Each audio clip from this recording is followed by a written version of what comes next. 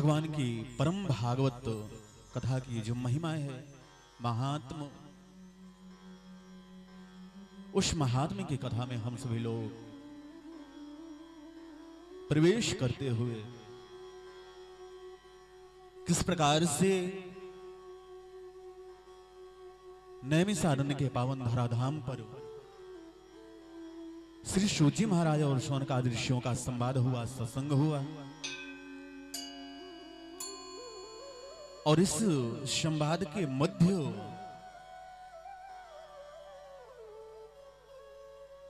शौनकादि ऋषियों के द्वारा जगत कल्याण के लिए, लोक कल्याण के लिए जो निवेदन हुआ, प्रश्न हुआ, भगवान श्री सूत जी महाराज के द्वारा सुंदर मंगलमय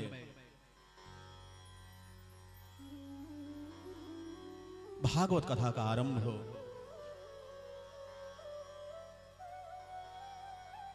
कल की कथा में हम सभी लोगों ने श्रवण किया कि भागवत कथा यह देवताओं को भी सहज नहीं है, देवताओं को भी सुलभ नहीं हो पाया। आज इस पावन सत्र में श्री सूत जी महाराज ने शौनकादि ऋषियों को सत्संग करते हुए भगवान की पावन, भगवान की सुंदर कथा में प्रवेश करते हैं। जो भागवत कथा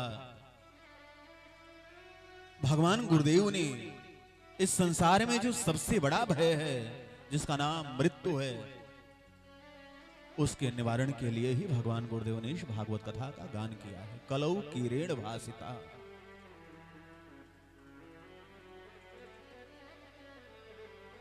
यही कथा देवर्षि नारद को सनत कुमारों ने श्रवण कराया। देखिए, आचार्य वक्ता कभी अपनी बात नहीं कहता। व्यासपीठ से वह वही शब्द परोसता है जो उसे गुरु परंपरा से मिला है, जो उसे गुरु के चरणों में बैठ करके मिला है। महाराज श्री सूत जी महाराज शौनकादि ऋषियों से कहते हैं, हे शौनकादि ऋषि, हम अपनी तरफ से कथा नहीं गाएंगे, हम वह कथा सुनाएंगे जो लोक कल्याण के लिए सर्वोत्तम साधन है, और वह कथा जो सनत कुमारों के द्वारा देवर्षि नारद को सुनाया, देवर्षि नारद को सुनाया। देखो, कल की कथा में हम सभी लोगों ने श्रवण किया कि संसार का सबसे बड़ा भय है मौत, मृत्यु। कहता कोई नहीं है, लेकिन डरते तो सभी लोग हैं। और इस मृत्यु के भय से निवारण के लिए भगवान की कथा ही एकमात्र आश्रय है। थोड़ा सा महाराज शौनकादि ऋषियों को थोड़ा अचरज हुआ, थोड़ा आश्चर्य हुआ। बोले महाराज सब बात तो ठीक है, लेकिन नारद बाबा भी यजमान बनते हैं? बोले हाँ। बोले नारद जी यजमान बने, सनत कुमार के द्वारा उन्होंने भागवत कथा का श्रवण किया, तो इसमें कोई बड़ी बात नहीं है, इसमें कोई बड़ी बात नहीं है। लेकिन आश्चर्य क्या है? आश्चर्य यह है कि देवर्षि नारद कोई साधारण देवता नहीं है, साक्षात ब्रह्मा जी के पुत्र हैं। यह भी कोई बड़ी बात नहीं है, ब्रह्मा जी के 10 पुत्र हुए हैं। फिर आश्चर्य क्या है? बोले महाराज आश्चर्य तो यह है कि देवर्षि नारद को तो श्राप मिला है, 2 घड़ी से ज्यादा कहीं नहीं ठहरते।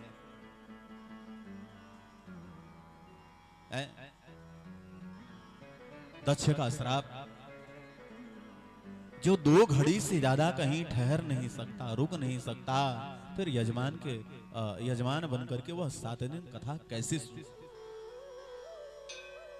पूजन होगा तो बैठना पड़ेगा। 1 घड़ी 2 घड़ी की बात कौन कहे, घंटा 2 घंटा भी बीत सकता है। भागवत जी का सुंदर पाठ पारायण होता है, उसमें भी महाराज 2 घंटा 4 घंटा तो बैठना ही पड़ता है। जो भी गुरु कृपा से भगवान की कथा सुनने को मिलती है उसमें 2-4 घंटे 3 घंटे तो लगे ही जाते हैं। तो आश्चर्य यही है कि नारद जी जब श्रापित हैं कि 2 घड़ी से ज्यादा भी कहीं नहीं ठहर पाते, तो फिर वह 7 दिन तक कथा का आनंद कैसे ले? आहा,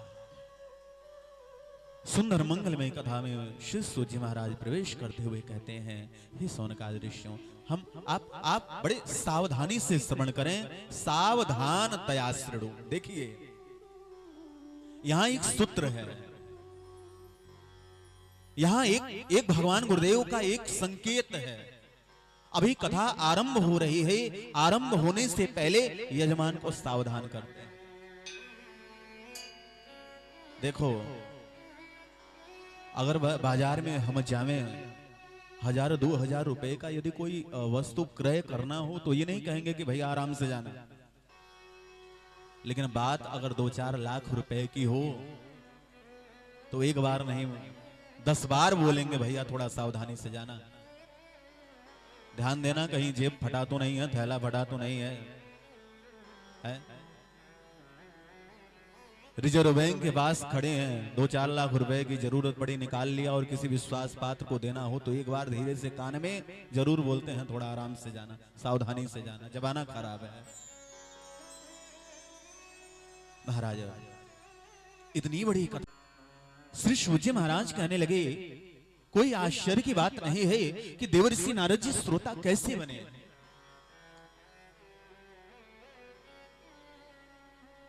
एक बार की बात है, श्री सूत जी महाराज कहते हैं, एकदा ही विशालायां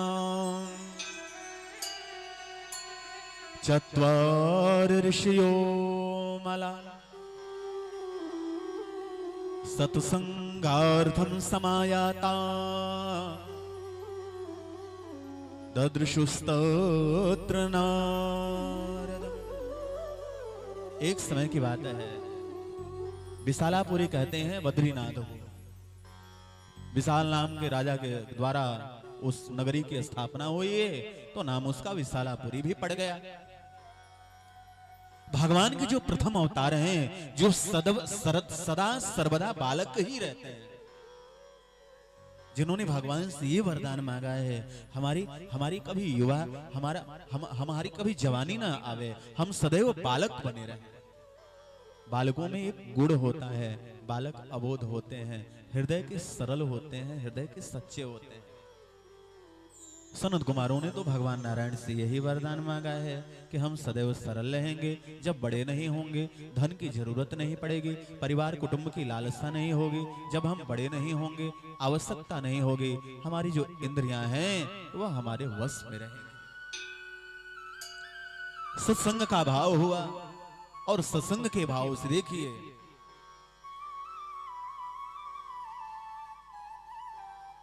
सत्संग का आनंद घर में बैठ करके नहीं लिया जाता। सत्संग का आनंद तो महाराज समाज में ही लिया जाता है।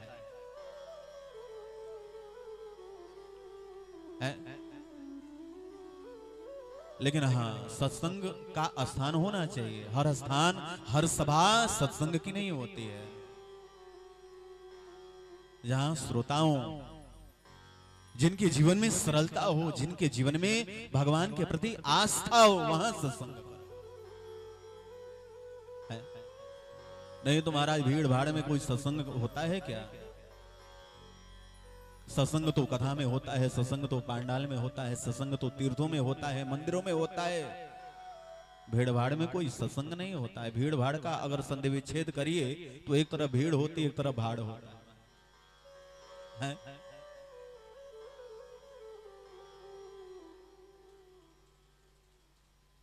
सनत कुमारों ने सत्संग की जैसे इच्छा हुई तो विशालापुरी में बद्रीनाथ में विचरण कर रहे हैं, मार्ग पर जा रहे हैं, और जैसे ही मार्ग पर चलते चले जा रहे हैं, सनत कुमारों ने देवर्षि नारद को देखा। लेकिन आज जैसे ही सनत कुमारों की दृष्टि देवर्षि नारद के ऊपर पड़ी तो सनत कुमार बड़े आश्चर्य में पड़ गए। आज नारद जी बड़े दुखी दिखाई दे रहे हैं।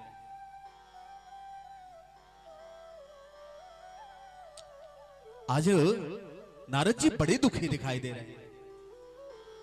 नारद जी तो बड़े ही चंचल हैं।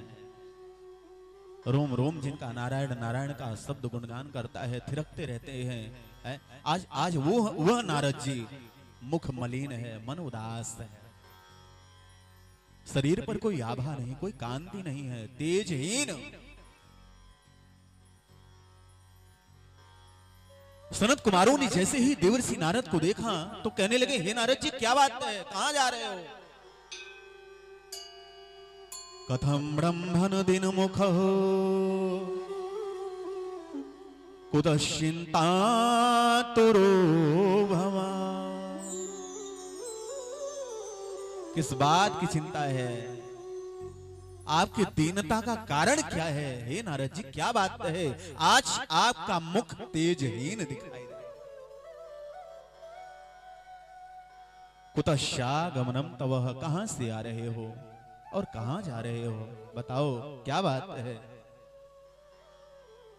नारद जी जैसे ही सनत कुमारों के द्वारा यह सत्य सुनते हैं, कहते हैं, हे सनत कुमारों, अगर मेरी चिंता का कारण जानना चाहते हो मैं आपको बताता हूं। बड़े दिनों से ब्रह्मलोक में इच्छा हुई मैं मृतलोक में आऊं, और जैसे ही मृतलोक में मैंने प्रवेश किया तो आर्यावर्त भारतवर्ष की मिट्टी, भारतवर्ष की धरती पर हमारा प्रवेश हुआ, क्योंकि यहाँ भगवान अवतार धारण करते हैं, यहाँ भगवान की मंगलमय लीलाएं होती हैं। भारतवर्ष की धराधाम पर जैसे ही हमने प्रवेश किया तो हमने किसी शहर में, किसी नगर में नहीं गए, बल्कि हमने सबसे पहले तीर्थों में भ्रमण किया।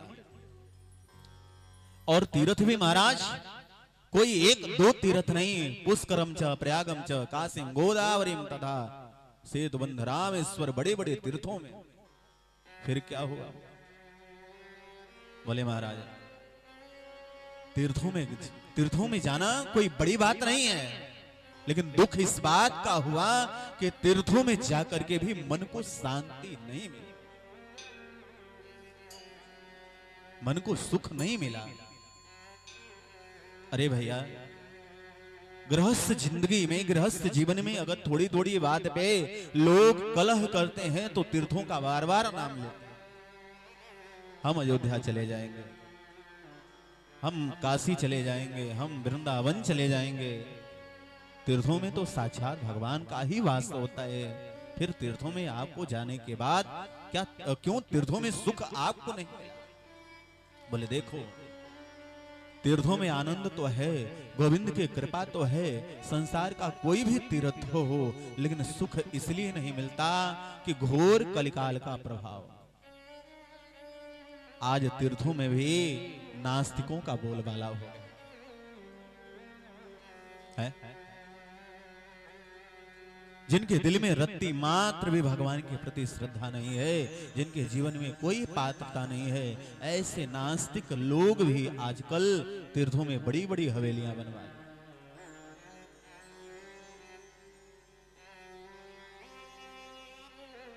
आज कोई ज्ञानी दिखलाई नहीं पड़ता, आज कोई वैरागी दिखलाई नहीं पड़ता, आज कोई संत दिखलाई नहीं पड़ता। वक्तव्य तो बड़े बड़े दिए जाते हैं, लेकिन वह वक्तव्य उस वक्ता के आचरण में दिखलाई नहीं पड़ता। विरक्त और जो वैरागी लोग हैं महाराज, दुनिया की तमाम ऐश्वर्य संपदा उनकी कुटिया में दिखाई दे रही है। कलिकाल विहाल किए मनुजा, कलिकाल ने ऐसा विहाल किया है, तब सीध हनुमंत दरिद्र गृही कलि कौतुक तात न जात। जो गृहस्थ हैं गरीब हो गए, कंगाल हो गए, जो तपस्वी हैं, जो संत हैं महाराज, वह तुम मालामाल हो गए। कलयुग तो ऐसी उल्टी गंगा। नारद जी ने कहा तीर्थों में जाकर के भी जब कहीं सुख नहीं मिला, हृदय को बड़ी पीड़ा हुई, और आज इस तरह से मैं जब भ्रमण करता हुआ वैष्णवों के घर गया, गृहस्थ जनों के घर गया, तो वहां पर भी मुझे आतिथ्य धर्म का पालन करते हुए कोई दिखलाई नहीं पड़ता।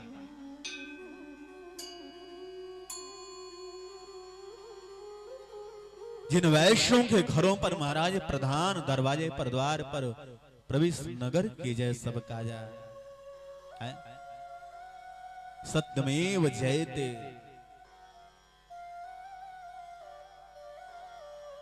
अतिथि देवो भव। आज वह अतिथि देवो भव दिखलाई नहीं पड़ता। आज सत्यमेव जयते, आज वह राम नाम दिखलाई नहीं पड़ता है। प्रवेश नगर के जय सब काजा दिखलाई नहीं पड़ता है।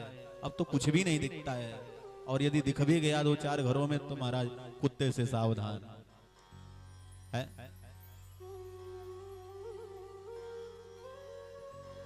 अब विचार करो, घर के अंदर कौन रहता है जब दरवाजे पर ही सावधानी बरती जा रही है।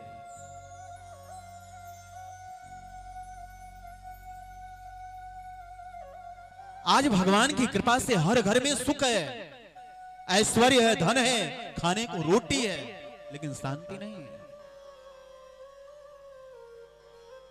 माता पिता भाई बंधु परिवार बाल बच्चे सब लोग घर में एक छत के नीचे सभी लोगों का निवास होता है, लेकिन किसी का दिल किसी के दिल से नहीं मिलता है।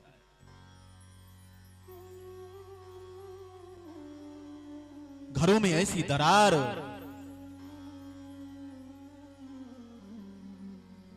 घरों में ऐसा कलह कि महाराज न कोई सास दिखलाई देती है, न कोई बहू दिखलाई देती है, न कोई बेटी दिखलाई देती है, न कोई बेटा दिखलाई देता है। बेटा बड़ा हो गया, रोजगार करने जाता है तो महाराज ससुराल में जाकर के बैठ जाता है, साले साहब लोगों को बैठा लेता है। बताओ यह रोजगार हमारे लिए बेहतर होगा कि नहीं होगा? कौन माँ बाप के पास जाना चाहता है? सलाहकार साले साहब हो गए कलयुग में महाराज। बड़ा भाई, अग्रज, बड़े गुरु, माता पिता सब लोग, कोई मतलब नहीं। आज सारे संस्कार विलुप्त प्राय हो रहे हैं। न तो कन्याओं का समय से विवाह होता है। आज तो महाराज भागवत में वर्णन, कन्याओं का क्रय हो रहा है, खरीदा जा रहा है, बेचा जा रहा है।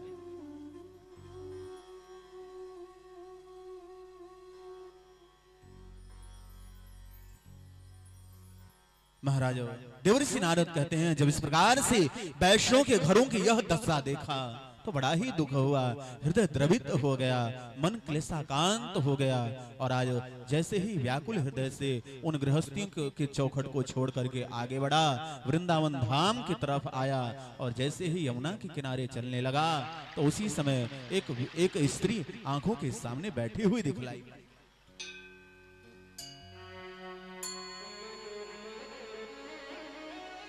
दाएं बाएं बगल में 2 पुरुष लेटे हुए हैं, दोनों वृद्ध हैं।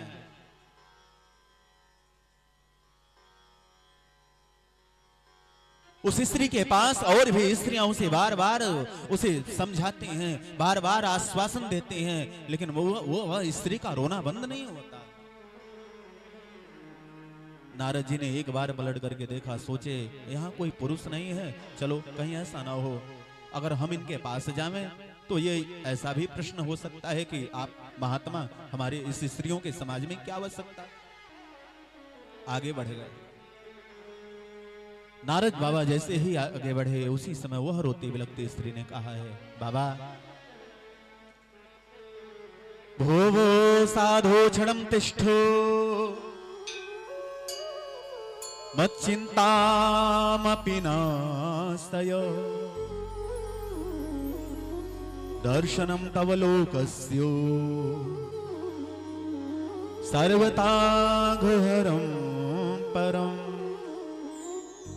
भो साधो क्षणम तिष्ठा। हे बाबा साधो रुकिए रुकिए, मेरे पास मेरे चिंता को, मेरे दुख को दूर कर।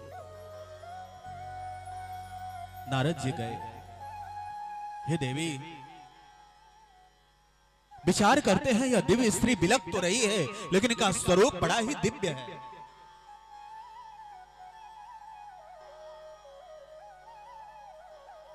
स्त्री के सुंदर तरुण नयन निज मन की व्यथा कह रहे थे। 2 बूढ़े पुरुष बेखबर हो उसके पास सो रहे थे। कौन हो? तुम्हारा नाम क्या है? तुम्हारे रोने का कारण क्या है? ये दोनों पुरुष कौन हैं जो दाएं बाएं बगल में लेटे हुए हैं? वह स्त्री कहती है, हे नारद जी, मैं कोई साधारण स्त्री नहीं हूं। अहम भक्तिरिति ख्याता इमं मे तनयौ मतौ। आहा, मैं हूं कोई लौकिक नारी नहीं, लोग मुझे भक्ति बतलाते हैं। ये दोनों ही सुत मेरे हैं, ज्ञान और विराग कहलाते हैं। ये दोनों ही सुत मेरे हैं।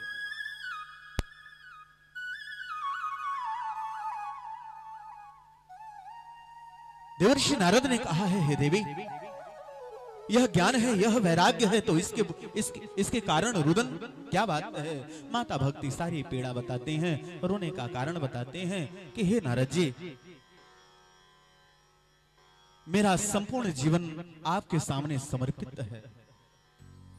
द्रविड़ देश में मेरा जन्म हुआ, कर्नाटक प्रांत में मेरा पालन पोषण हुआ, थोड़ा थोड़ा सा सम्मान आदर हमें महाराष्ट्र क्षेत्र में मिला है, लेकिन जैसे ही गुजरात आदि में प्रवेश हुआ, जीर्णताम वृद्धा हो गई।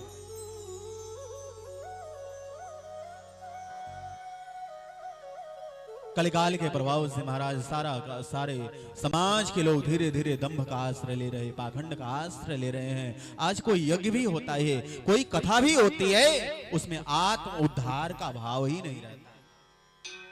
आज तो लोग ऐसे कथा, ऐसे संकल्प लेते हैं कि महाराज वह भगवान से यह नहीं प्रार्थना करते कि हमारा आत्म कल्याण हो, हमारी गति हो, हमारा उद्धार हो, बल्कि भाव दूसरा होता है। क्या होता है? बोले ऐसी कथा दरवाजे पे हो, ऐसे ब्राह्मण को बुलाएं, गांव में ढिढोरा पीट लिया जाए। महाराज ऐसा ब्राह्मण कोई अपने चौखट पर दोबारा नहीं, पहले कभी कोई नहीं बुलाया था। दो चार गांव में भी हमारा नाम हो जाए, हमारे घर ऐसी कथा हो कि महाराज ऐसी कथा, ऐसी व्यवस्था कोई अपने घर पर आज तक दिया नहीं। कथा का संकल्प भी यश के लिए, नाम के लिए हो रहा है।